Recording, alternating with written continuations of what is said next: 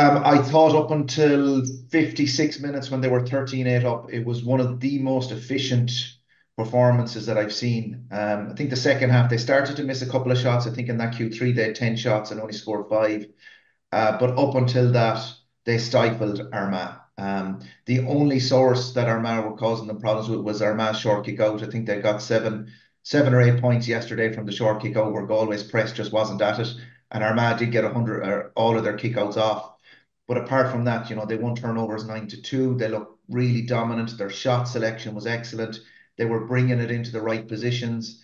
I thought the energy levels, the halfbacks breaking forward, and then you include Johnny McGrath in that as well, and the effort that everyone gave was really really strong. But that last quarter will haunt them, and that's not some of the bigger stuff. I know, okay, they went for the cluster kick out and it didn't work out and they conceded the goal, but there was a lack of movement there. There was option taking, and the subs that came on all did something well and did something poor as well. And that'll frustrate when all of those added up. They had that game won. They were home and host. If there's any team in Ireland you wanted in that position with 15 minutes to go, it was Galway. 13-8 up. Actually had chances to go 14-8, 15-8. Didn't take those.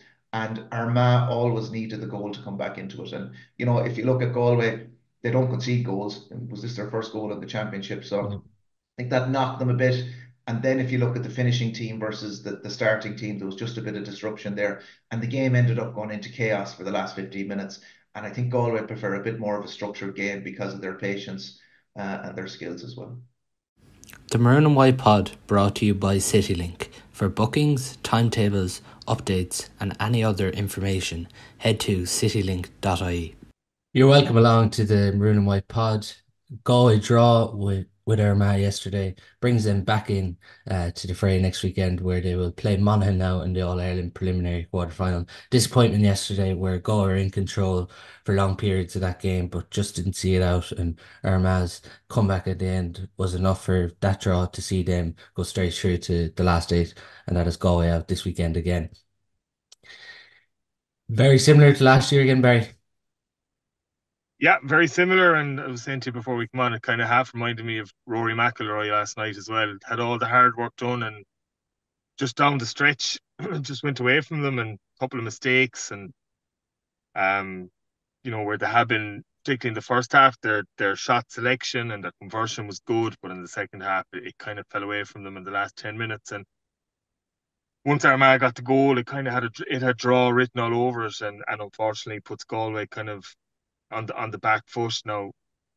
I'm not overly worried about having to do 3 weeks in a row and that they're phenomenally fit. Their preparation levels are fantastic, but it's where the draw leaves you that kind of is the crux of it. In that we've Monaghan next weekend, which will be is a positive draw and probably best draw we could have got. Not no disrespect to Monaghan, but unfortunately that means you're playing Kerry, Donegal, or Dublin to get to an All Ireland semi final. Where if you won yesterday, you were going to be playing Cork or Louth, Tyrone or Roscommon to get to an All Ireland semi final. So I think it's the long term view that's the disappointing thing from yesterday, and not really having to play next weekend again. It does feel like that, David, that obviously Monaghan was probably the draw a lot of fans wanted, but the fact then that there's going to have to be a Kerry, Dublin or Donegal the following week is where people are probably a bit apprehensive after yesterday.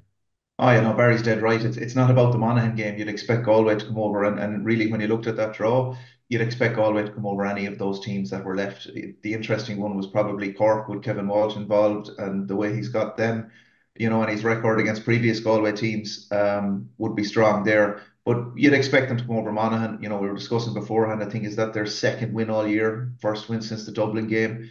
But as Barry said, the quarter final now is so different. The quarter final, instead of meeting a team that you're expected to beat, you're going to go in as probably underdogs to one of those, and they're going to be waiting in the long grass, eyeing you up, and that's a challenge. And even from a bookie's perspective, that the Galway, if they won that game yesterday, probably had a 15% chance of winning the All Ireland.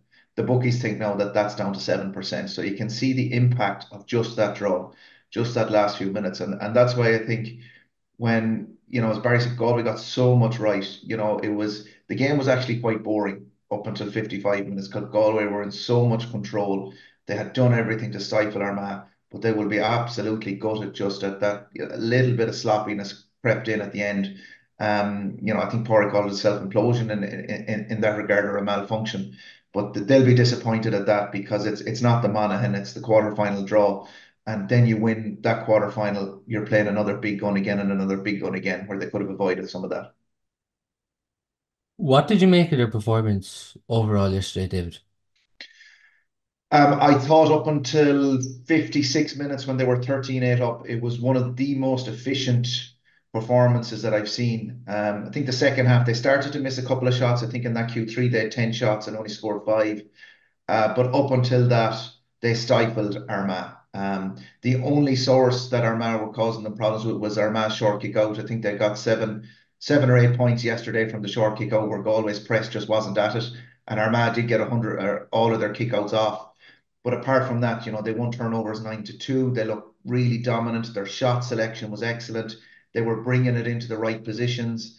I thought the energy levels, the halfbacks breaking forward, and then you include Johnny McGrath in that as well, and the effort that everyone gave was really really strong. But that last quarter will haunt them, and that's not some of the bigger stuff. I know, okay, they went for the cluster kick out and it didn't work out and they conceded the goal, but there was a lack of movement there. There was option taking, and the subs that came on all did something well and did something poor as well. And that'll frustrate when all of those added up. They had that game won. They were home and host. If there's any team in Ireland you wanted in that position with 15 minutes to go, it was Galway. 13-8 up.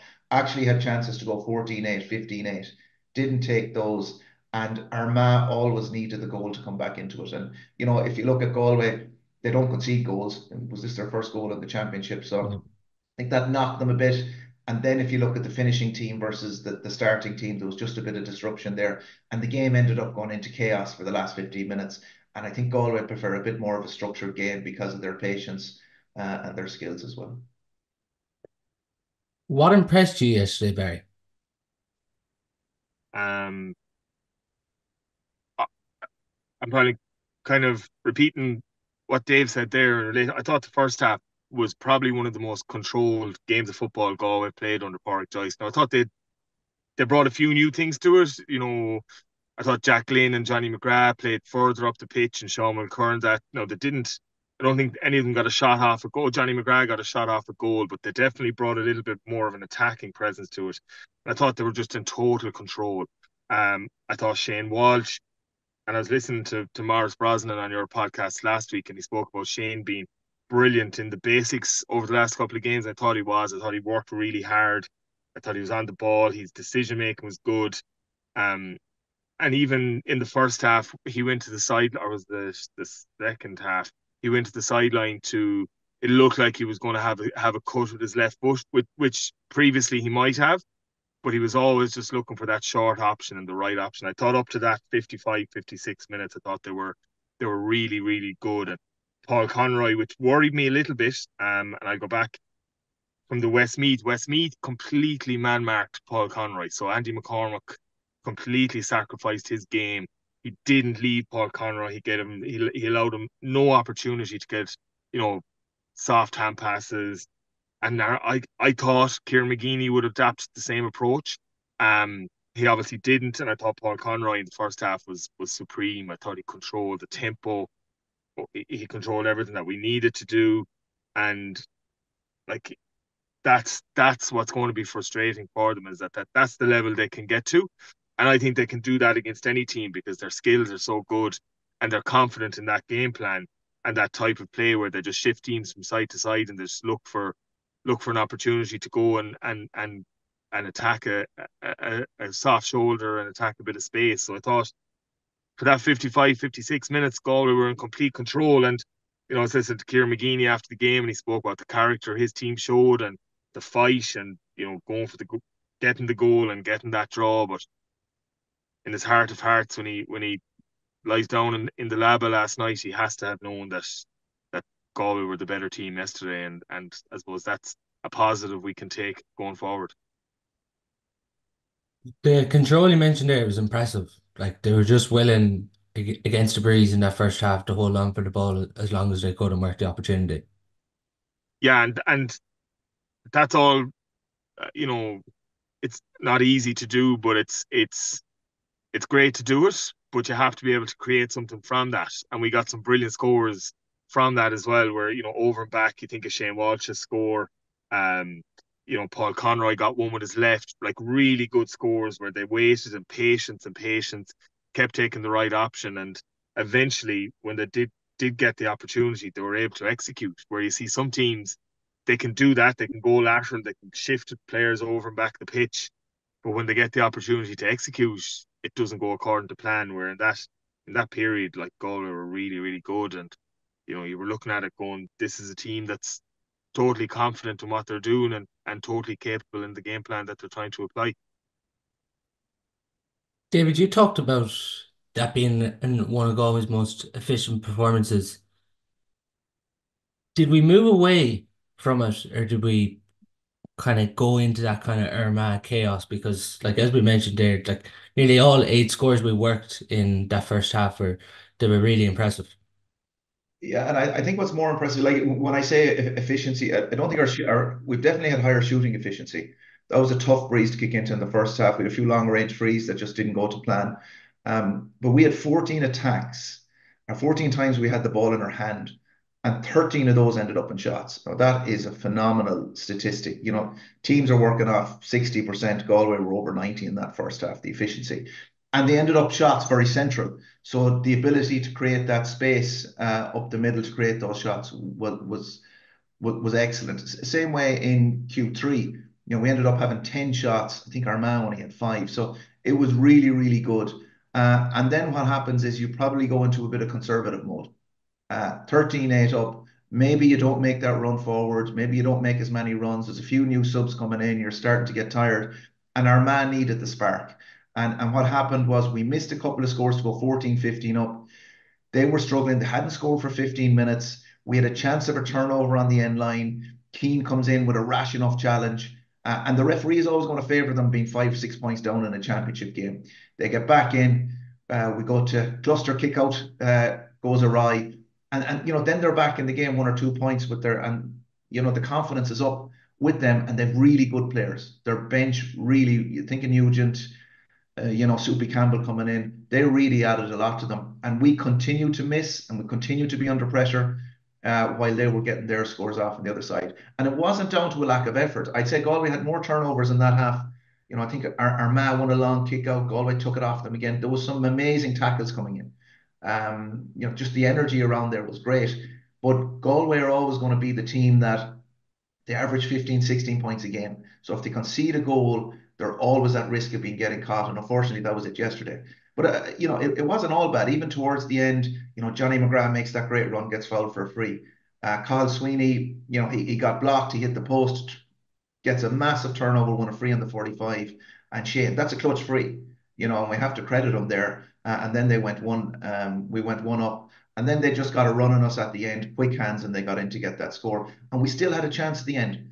Paul Conroy put a ball into Tomo. They knew on the time on the clock, and that was close to being a mark. It was also close to being a foul. So on another day, things just all went against them in the last quarter, where everything went with them for the first 3 quarters. And it's very hard to change a tie like that. The good thing is that they didn't lose. They're still unbeaten, which is really, really good. And they'll still have a huge say in this championship. Just on something on the kick-out options, obviously we're starting a lot of middle-tier players. If you go on yesterday with Conroy, Maher, Darcy, Tierney, McDade, do you think, and I'll bring Barry in here after this, David, but do you think are we nearly starting too much of those middle-tier players where we're not really having any players then to come in as into midfield in the second half? Look, I don't know. I think those middle third players are there a lot more for their kick out prowess. Like, Conroy's brilliant under kick outs, even did a flick on yesterday, but you want Paul on the ball all the time. Have Matthew Tierney coming in. The loss on the kick outs for us in terms of long is Damien Comer coming from deep when we really need him. His ability to win that primary possession is just phenomenal. And, Galway's kick out gets a lot of stick, but even if they lose it, they don't concede. Yesterday, they lost the first 4 or 5 kickouts in a row, but didn't concede anything from them. It was just a couple of shorts that went awry.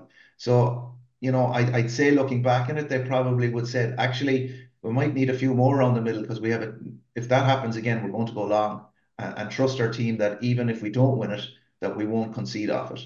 I'm looking here. I think they've conceded 113 all year from kickouts lost. That's a point or two a game. Just happened to be 1-2 yesterday because of that goal chance as well. So yeah, are they playing? I've no idea. I think the problem with Galway now at the minute is who's fit and who's ready. And it's very hard for us to know because I certainly didn't expect John Daly to be on the bench or Johnny Heaney to be on the bench. But I'd imagine based on injuries and form, the management have a balancing act now because some of our players are not lasting 70 minutes. They need to take them off and they need to finish with a strong team because the games are coming down the stretch. So, yesterday Darcy had to go off, Kelly, Mulcairns had to go off, all really good players. So that's why I'd imagine they kept Johnny Heaney and John Daly. But, it's becoming, I didn't think Galway would have started a championship game without those two starting, to be honest. Is it just something we need with all those players, Barry, when you consider, as David mentioned there, like a long kick out is so crucial to us? Um, yeah, well, look, you're going to start your best 15 players, and it's excuse me, it's about how you get the balance right. And I think at the minute, I think a kind of a crucial enough turning point for Galway yesterday was Sean Kelly going off. Now, wasn't having a huge influence on the game, but it's his leadership skills and his ability to bring players around the pitch that I think we missed a little bit.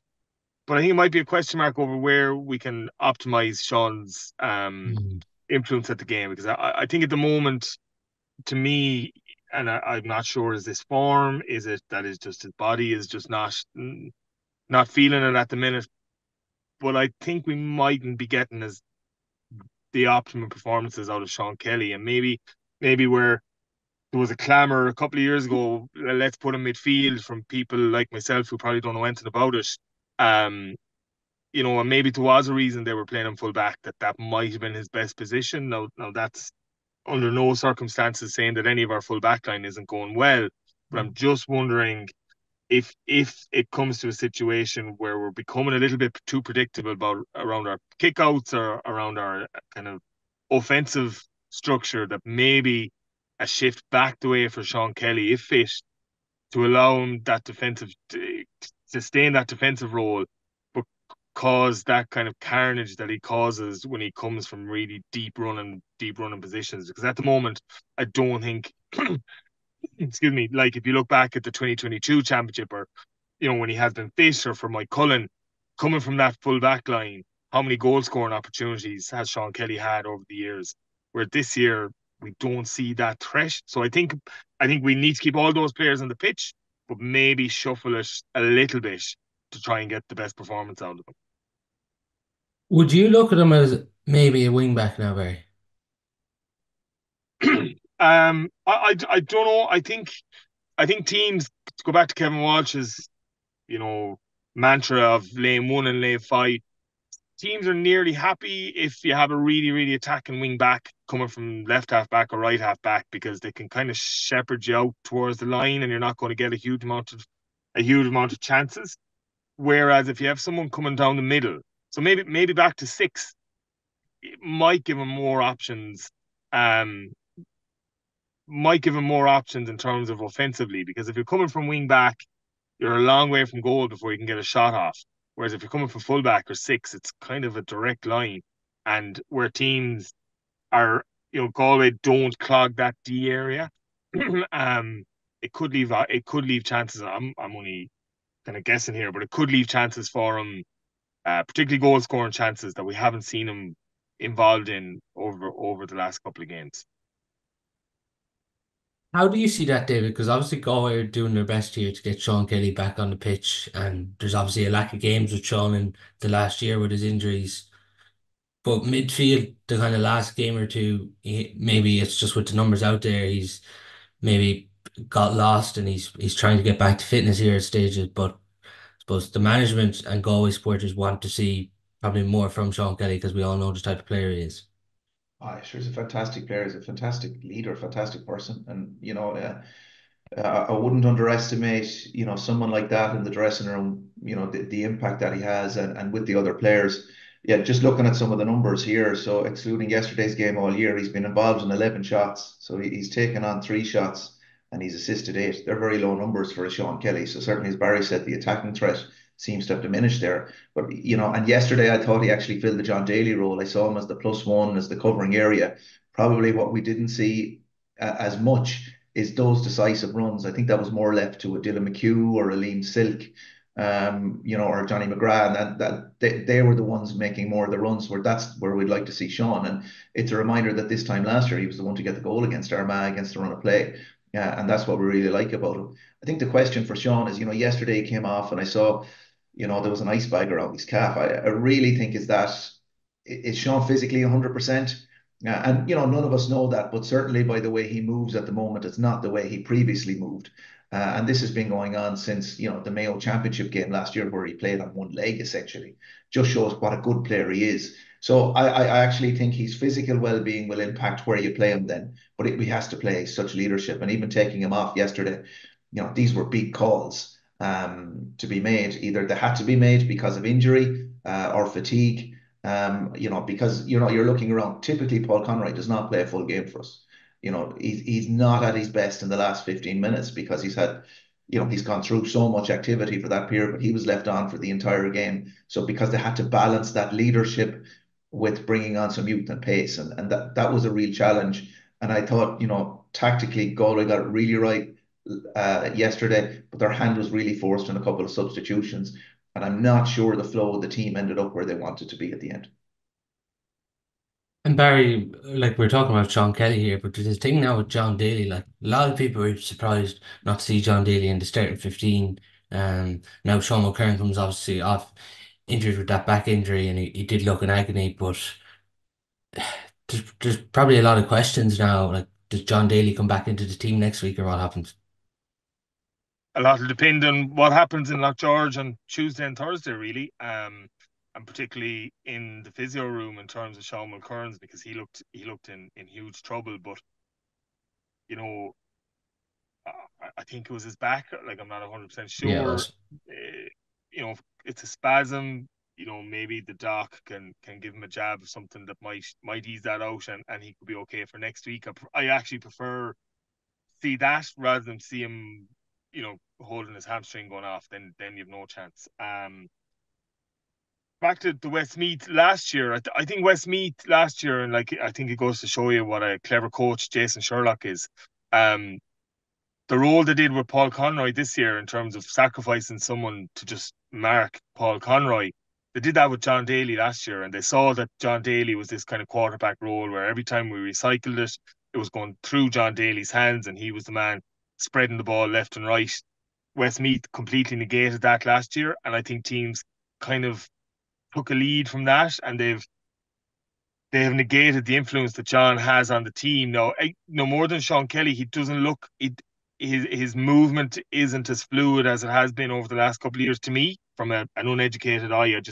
I don't think he's moving as freely as he has previously. So I think that has stifled him a little bit as well. And maybe they're a little bit concerned. They've been playing him 7. His natural position is 6, but probably they're a little bit concerned about teams kind of dropping off their 11 and getting runners down the middle, and feel that maybe John athletically at the minute, because of injuries, just isn't able to kind of keep back the tide of players coming down the middle. So it's causing them a little bit of problems, and they've had to shift Liam Silk into 6.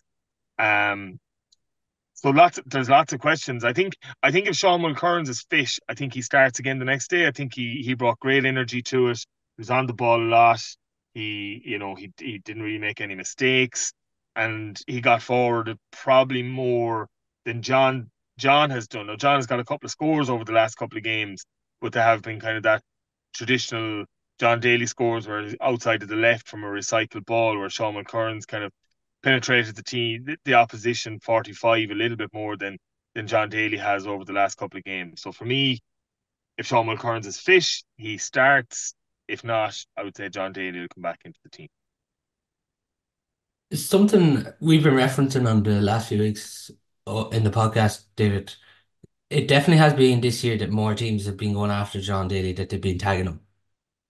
Oh yeah. Which you'd have to. He's one of the best kickers in the game. He was the one against Derry when we had that great run at the All Ireland final that hit the pass into Damien Comer. And if you look at that from behind the goal, like that was so instinctively, he had to get that into his basket, and he did. And even this year, he's still one of the top assisters. Once John Daly gets that ball onto the left foot, it's going to where it needs to go to. But that's why teams are going to target him. And our man probably targeted him carrying a channel last year where they really wanted to pull him out of that middle channel. No one wants him sitting there because your whole game plan is going to change. And I'd say that maybe Porrick is trying to change that up a bit, see would Sean Kelly work on that. And, defensively, Galway were excellent yesterday. But can they get more out of that sitting player to counter attack? And, we will keep a lot of players outside the 45 in our attack. It's a bit different to other attacks because we like strike runners. So that could be an opportunity, for John for the kick pass. And then they'll have a few strike runners with him as well. So, I wouldn't be surprised in the future, particularly against Monaghan. I think that's a game that'll really suit him. Monaghan defense is quite, poor. They'll be all over the place, and there'll be more of a chance for kick passing. And if there's a game for kick passing, that's a game for John Daly, Paul Conroy. They're the ones that'll open up the whole game from you in terms of their kick passing there. So I think that the value that we're seeing here is we're not sure is everyone fit, but there's 25 players that we could go through here that can easily play championship football. So McKearns comes in yesterday. He looked like he was there all year. Really incisive, really athletic, really good. And same way up front with the players that are coming in. So I think Porrick has a big panel and he'll need it over the next few games. That's the opportunity. And I expect to see a few changes for Monaghan and possibly a few different subs to come in as well as he gets ready for the quarterfinal. Do you see John Daly as a 6 or 7 now, David, for the rest of the year? John Daly for me is a six or could play on the full back line as well. Yeah, yeah. I think the seven mark, depending, is it a seven? Is it on a Stephen O'Hanlon, for instance? No. And I think that's the beauty of modern day tactics. It's not a six or a seven. It's what role will he pick up? Will he pick up, someone that's drifting back into the defence and leave John Daly free? That suits him well. He's not going to man mark Stephen O'Hanlon and go down the pitch with him and come back up with him. That's not his game. We want to see John on the ball. We want to see him there organising the defence as well. So yeah, it's definitely not going to be a role that exposes him or pulls him too far out of that back line. I think Sligo did that. John ended up getting taken off because they just started sucking him out and started putting the ball in behind. That's not his strength. But for us, covering that D area and getting on the ball is his strength. Two other players, Barry, yesterday in the half-back line. Liam Silk and Dylan McHugh, probably two of our best performers yesterday. Um, yeah, but that's hardly surprising. To be Mm. fair, I think Dylan McHugh, like Liam Silk, there's no need for me to talk about Liam Silk, but Dylan McHugh has been exceptional in terms of what he has brought to this Galway jersey, offensively, defensively, leadership wise, his ability on the ball, his creativity.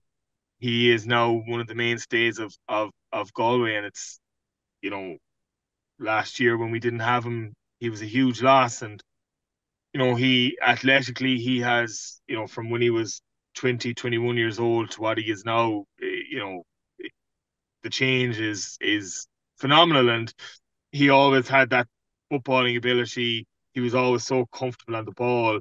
We probably just took a little bit of time to kind of find his own body, if you know what I mean, in terms of athletically. And like, he's been brilliant, and he's one of the top wing backs in the country. And you know is really, really important to that Galway game plan, because at the minute uh, we're a little bit unsure about the whole, like, Liam Silk at six, John Daly at seven, John Daly at six, Sean Mulcairns.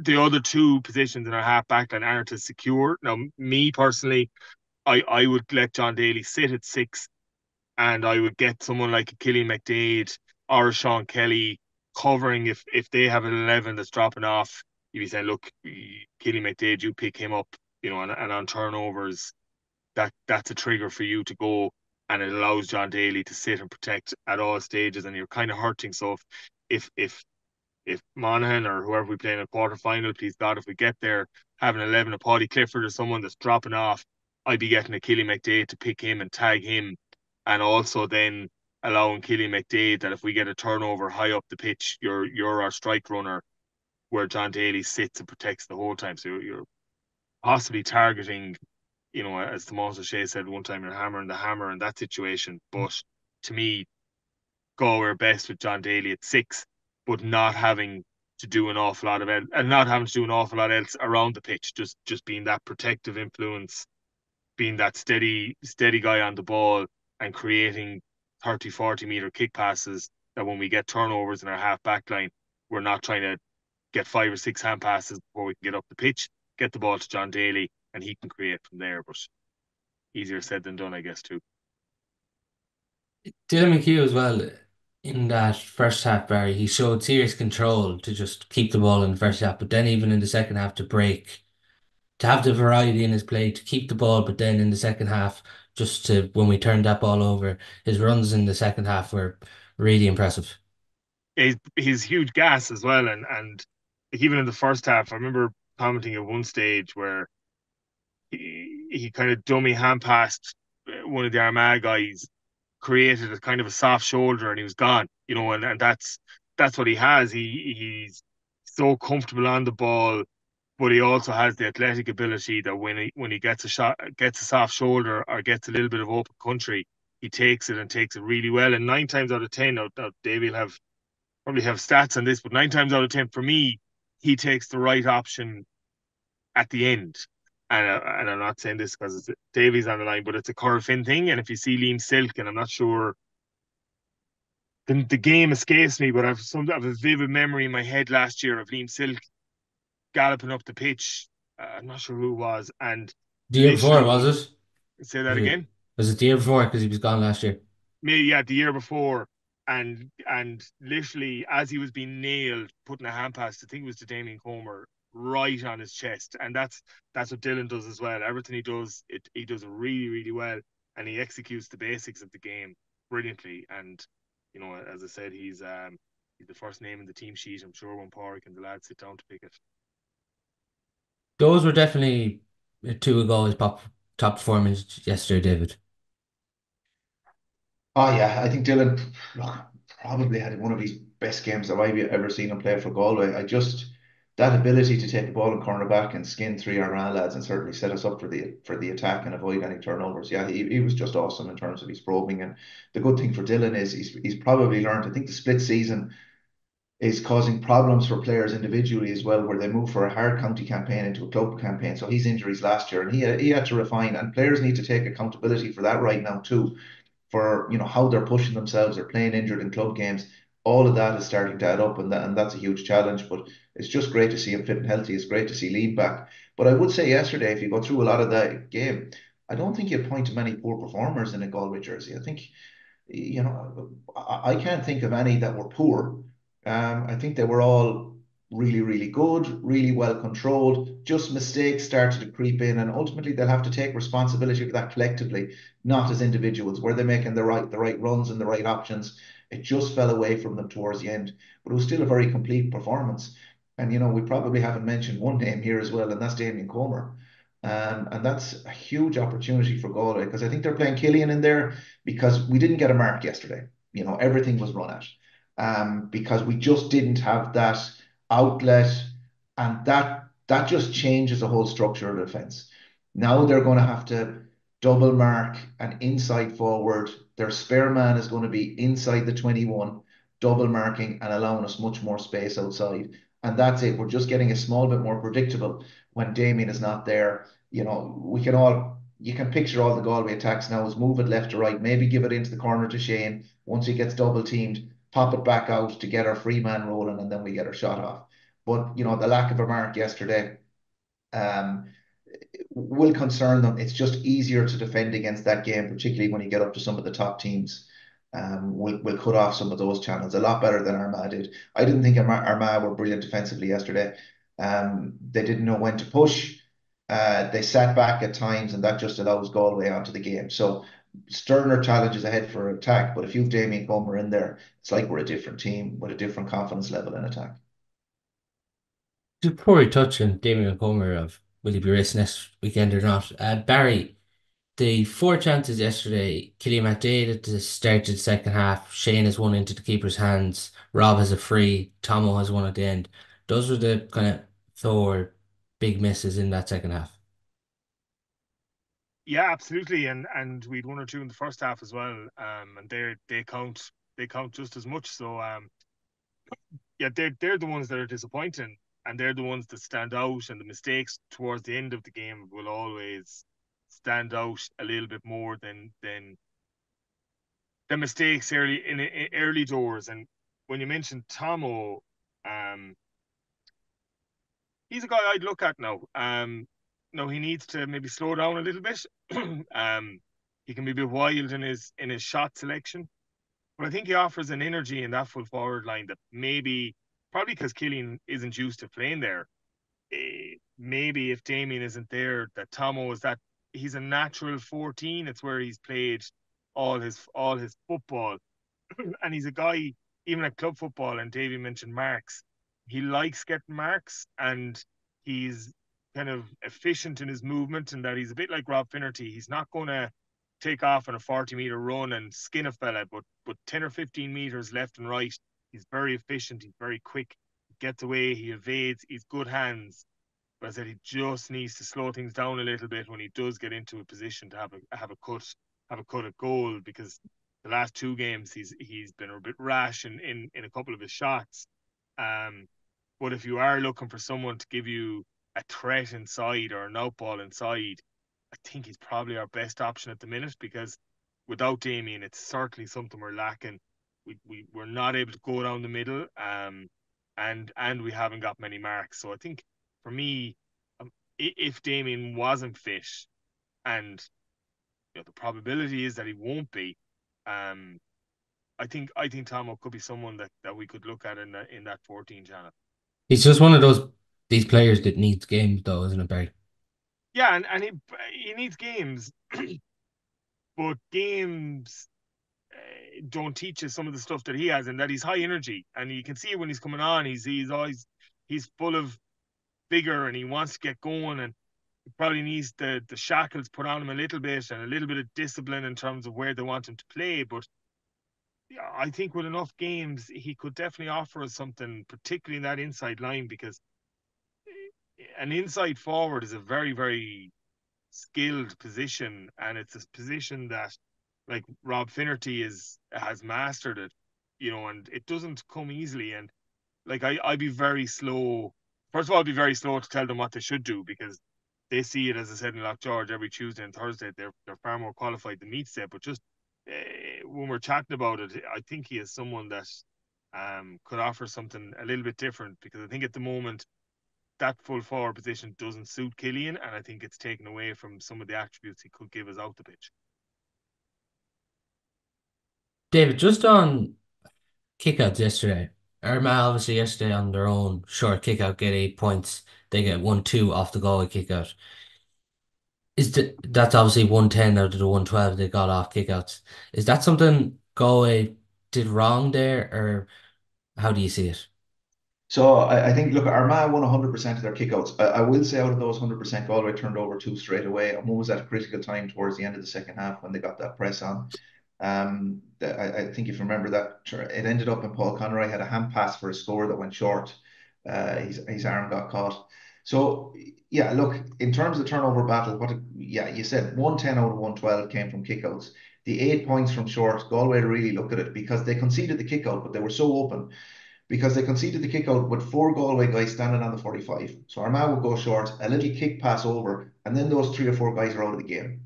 And that was a concern because sometimes if you concede the kick out, you're trusting that you're 15 players behind the ball and with Galway's defensive record, they're going to get it back. But I don't know where they keeping guys up there because they wanted it from them to turn and tackle from behind, but it didn't work, and there wasn't enough energy there. And Rob Finnerty, Shane, some of these guys tracking back, that's not their core strength either. So yeah, could they have mixed it up? Possibly, but they were in so much control of the game. Why take the risk? All they needed to do was track a few runners or get a bit of a press on. So they'll definitely look at how they defended shorts and they'll tidy up from there. I think Galway have a really good opposition kick-out press. They just don't use it often enough. And it's likely, their big decision against Monaghan now is a lot of teams, concede the kick-out to Monaghan because Began can go long. I wonder, will Galway just take it and say, no, we're going to press a bit more and trust ourselves on some of the longs? or are they going to concede short again? But if they concede short, they need to get a bit better at what they do and setting traps, because you concede short to Monaghan, Began will attack. And the Armagh keeper started to hurt us a bit yesterday towards the end, creating those overlaps and the extra man. So it's definitely an area they look at. I really like Galway when they press up, but just like that kind of game. Anyways, it adds more to them, but they're not going to. Galway are a risk averse team. They don't take many risks, so they're not going to do that often. But I'd say this week they have a big choice to make. Are they going to let Began go short like most other counties are doing and Meath did all day yesterday? Or are they going to put the squeeze on and force them into errors? I'd certainly like to see them do a bit of both. But if they go short, they need to defend it better. And that little pop kick pass to take out 3 or 4 players when you concede a short kick out, they need to do better on that. Would you go for the press this weekend, Barry? Um, yeah, I think so. In that Rory Began can go long, but I'm not sure that the Monaghan forwards offers enough of a threat to, like, you're gonna have to mix it. Like, you're not gonna go, well, we'll squeeze on every single kick out, and then you have, a good coach in the stand that picks out a weakness in the Galway defence and to try and exploit it. So you pick and choose your moments. But I think they can certainly squeeze it a little bit more than they have been doing, because on the flip, as I said, on the flip side of it, I don't think the Monaghan attack is going to kill us in terms of if they do win a long one. And I think we're very quick. Our scramble defence is really, really good. We kind of work a wheel back where we're always getting a wing forward back, and Dylan or Liam Silk or John Daly, who are Sean McCurrans, can tuck in.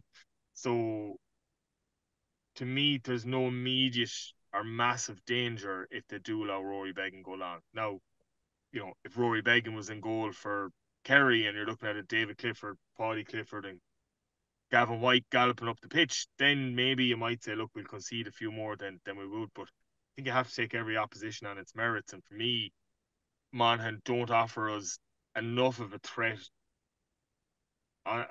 in their attack to warrant us dropping off all Rory Began's kickouts and allowing Monaghan, I suppose, possibly the confidence to stay in the game and keep the score down. And that's what they will want. They like to keep Galway. They won't want Galway's possessions to be high. They'll want Galway's attacks to be low and hold on to the ball for as long as they can. And if we concede all their kickouts, then that's exactly what they'll do.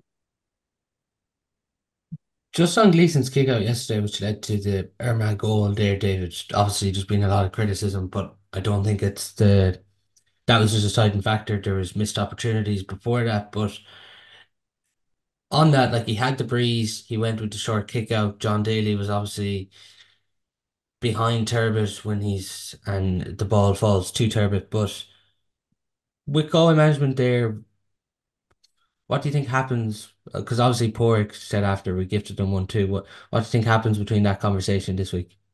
I think there's a collective ownership. I think Galway used that kick out in the first half, as I said. So they lost 4 long, they moved to the cluster, won it, and it changed the momentum in the game. So that's their go-to when they're under pressure.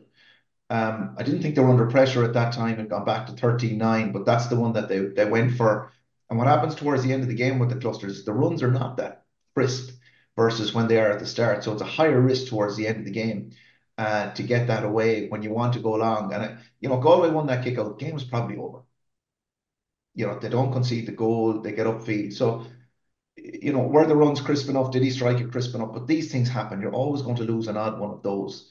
I would actually, the only time I'd be critical of Connor was after that, we got a kick out away, we won the free, and we lost the free on a press, which gave Armagh another score. And that's the only time that, I'd be saying to Connor, we can't, on our own free, we can't give away possession. Think of it down in front of the dugouts, and we got turned over there. I don't know, was it Carl Sweeney that got turned over from a free? That's the only time I'd be critical, because it was obviously that the mistake had impacted him, and we want him out the field to get him on the ball to create the +1 in the back. But, apart from that, Connor's had a great season. He's been kicking out brilliant. He was the hero in the Connacht final. I think Galway look at that as more a collective to say, were our runs crisp enough? Did we identify that Armagh were setting us up for traps? And what would we do different again? The worst thing here is that Galway take that now and don't do any more short kickouts and just end up bombing to a cluster every time. that would be the worst thing that could happen here. They still need to have that level of variety in their game. We were losing it long in the first half to Armagh.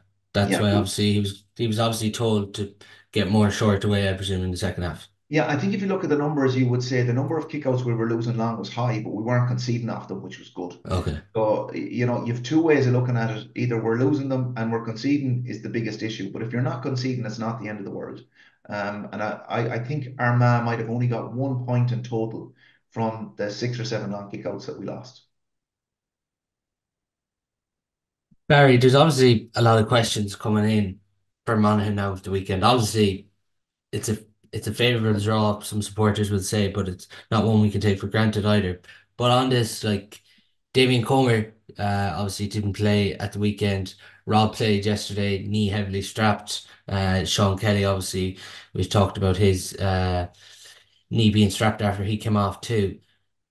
What would you do this weekend? Like, obviously, there's go. I need want to get through this prelim. Do you think there'll be a degree of risk by the management, or will it be maybe save one or two, or how do you see it playing? But there won't be any risk because, like, in fairness to Damien, he has an unbelievable ability to come back in. Like, we saw what he did against Sligo, we saw what he did against Mayo, where he had literally no game time under his belt, bar whatever he had done in training. And he could come into, providing we get over Monaghan, he could come into an All Ireland quarter final, having played very little football, and be man of the match. There's no doubt about that. So if he's in any way doubtful, because he is injury prone, but if he's in any way doubtful, he doesn't play. But if anyone else is fit to play, they play. There's absolutely holding nothing back here because, um, for themselves, if the catastrophic thing was to happen and you're to be bet, and you were holding one or two of your better players back, trying to rest them for the following week, like the optics of that are terrible. So I would say whoever's fit and whoever togs in Loch George next Thursday night will be, who will be ready to play. And as I said, they won't be holding anyone back. If Sean Kelly can play, he'll play. Rob Finnerty can play, he'll play. But on the flip side of that, if they can't, they won't play them, and they'll be expecting whoever comes into those positions to go and do a job. And that's the most important thing, is that the strength of the panel is there, and guys have to make a difference. And Do you someone to see me them? that Do you see them taking no risk with Damien at all next weekend if he's not fully there? no, no, no, no, no. You don't like, he's not a player you take a risk with, because chances are, if you're taking a risk with him, the chances are he'll be off, and he misses a considerable period of time from that, because I don't have the stats to back this up, but outside of 2022, Damien hasn't played 3 games in a row in a fairly considerable period of time. Um, so and when he does get injured, he misses a considerable period of time. So, like, you need him fit, and you need him ready to play without any risk that he's going to blow up and miss a couple of games going down the line. And that's my opinion anyway. I'm not sure what Davey thinks. Oh, yeah, Uh, same. you don't see them taking any risks, no, David? Oh no. No. Okay. No, there's enough of other players. I do take Barry's point. He's the only player that they would mind. The rest have to play because it sends a bad message, not alone to everyone else, but even inside the camp, that they're not taking it seriously. And this is, they're going to be hot favourites to win the game. It's going to be, just looking at the numbers, it's going to be 5 or 6 point handicap on this game. I would imagine, based on Monaghan's defence, where they're coming from, how they faded out against Meath, based on where Galway are. Now, there's a couple of key questions here. We mentioned the kick out. Will Galway actually put them to the sword? Because there are a couple of games Galway go and they'll go for. And this might be one of them with the Monaghan defence to get a bit of momentum in as well. Or will they just play their typical game and just keep them at arm's length? But yeah, they won't risk Damien. But I do take Barry's point. They may try a couple of new things, particularly around, will they go with Tomo inside is going to be very interesting. I'd say Porrick was fit to kill him after the game, knowing what happened a few years ago in Monaghan and the way Porrick is. But the guy is a talent. And they might just say, we're bringing him on. He's looking a bit rushed. Do we start him now? And give him this opportunity as his chance. So there might be a couple of moves that they'll bring in for this game, because ultimately now they're getting ready for a 3 game series after this game. Yes, they'll be slightly nervous in the camp, getting the bodies back, but ultimately their form is just so much better than Monaghan that they should take care of them, and then they get ready for the 3 game series. Yeah, and there'll definitely be a confidence. Barry, obviously, we've mentioned earlier on the podcast, Monaghan have only won 2 games this year, and they made very hard work yesterday against a Meath side who haven't been playing that well this year. Yeah, no, in saying that, if you're on a Monaghan, a blue and white podcast rather than a maroon and white podcast, Paul, and you have an ex-Monaghan player chatting about Galway, be saying, look, lads, Galway were terrible in the league outside of the 2 wins. They probably should have been bet by Sligo. Um, and Damien Comer, if he doesn't play, is the main reason why the bet may owe. So there's a flip side to everything. And if we take the attitude, and Galway won't, like they won't be looking at Monaghan's results and saying, oh yeah, we'll beat these. But it'll, if Galway don't get a performance, then Monaghan will make it sticky, no matter how many games they've won or lost over the last year, because they're a proud footballing county, and Pádraig has ties to Monaghan, and they'll want to get one over on him. Absolutely no doubt about that. So you know, someone's form coming into the game isn't the dictating factor of how the game will go.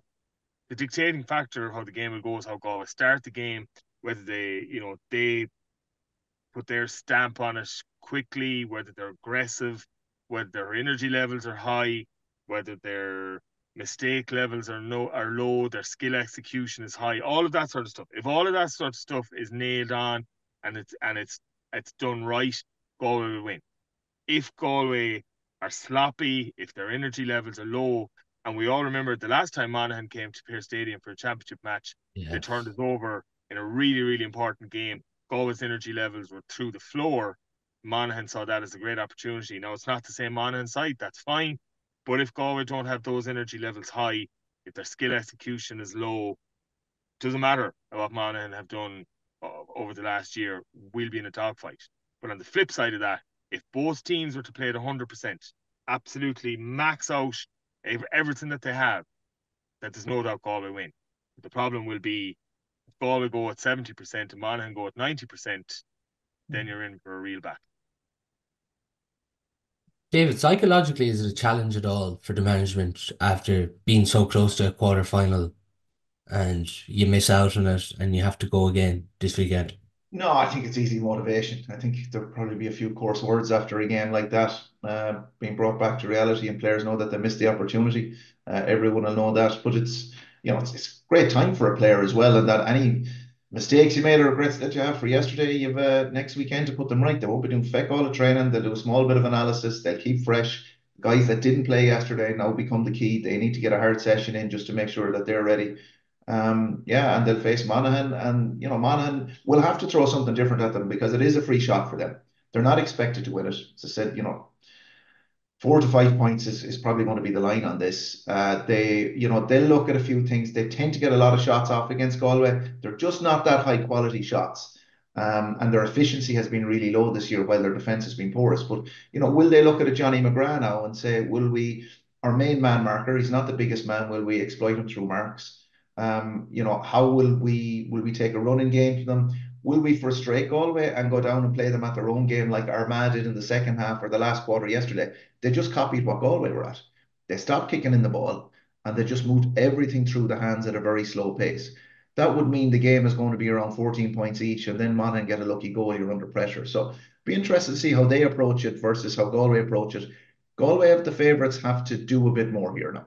They'll have to go after it. That's why I think they'll press a bit more on kickouts. They'll have a bit more pace to the attack. I do think they'll let the ball in, and they'll be, a bit more aggressive because they're in the front seat. And once they get ahead, then they'll play their own efficient game. Just finally, Barry, why will Galway beat Monaghan next weekend, in your opinion? I think the form of a lot of our players is very good. I've been hugely impressed with Matthew Tierney since he has come back from that injury. And on an aside, there's between the likes of Matthew Tierney and Shane O'Donnell and lots of different hurlers and footballers around the country that played absolutely no league, and have come back in brilliant form.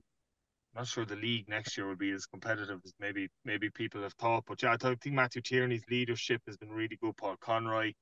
I think Galway in general will take the league out of it this year because like with so many injuries. But in general, we don't play too many bad games, and there's a consistency around what we do, um, and there's a patience around what we do. And I think even if it's tight, they'll always be confident that they'll go and win the game. But I just think that we have up top in games like this, matchups are vital, and the team that wins usually the opposition run out of matchups. And I think at the weekend, Monaghan will get one or two of their matchups right, but they'll just start to run out of players that can actually match the Galway players. And I think defensively, our full back line has been so strong. I just don't think Monaghan will get enough scores. I think at the back, they don't have enough guys to go one on one with with us up top. So I think Galway will win. And I have a funny feeling they'll try and they'll experiment a couple of different things. Maybe a four across the half back line with one strike runner, something like that. Tomo inside. I think they might see it as an opportunity to try one or two things that might aid their campaign if they were lucky enough to get over the weekend. And David, why do you see them winning at the weekend? I have very similar to what Barry said. The class of our forwards up front and score taking, like Rob Finnerty's just an amazing year. His efficiency, he's getting scores, and he come out of a phone box with a score. And then you have Shane coming back to real form.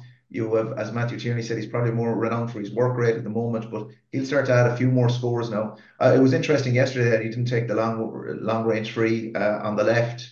So I'm not sure is that gone away from him, but certainly that added to his game and added to Galway his ability to strike from distance there. But he'll start to come up with more scores. And that doesn't include some of our people coming from midfield and the back line. So we have a lot going for us in attack against a Monaghan defence that hasn't really been at it. So do expect, if Monaghan are going to win this game, it's going to be very low scoring. They'll have to score another goal, more goals than us, which is quite rare for them. Stephen O'Hanlon is probably the only one that'll create that through runners, and we can tag him. And I expect just Galway to have too much for them if they show up in the form that they've showed up. If they play like they did yesterday, they win that game. Monaghan are different to Armagh.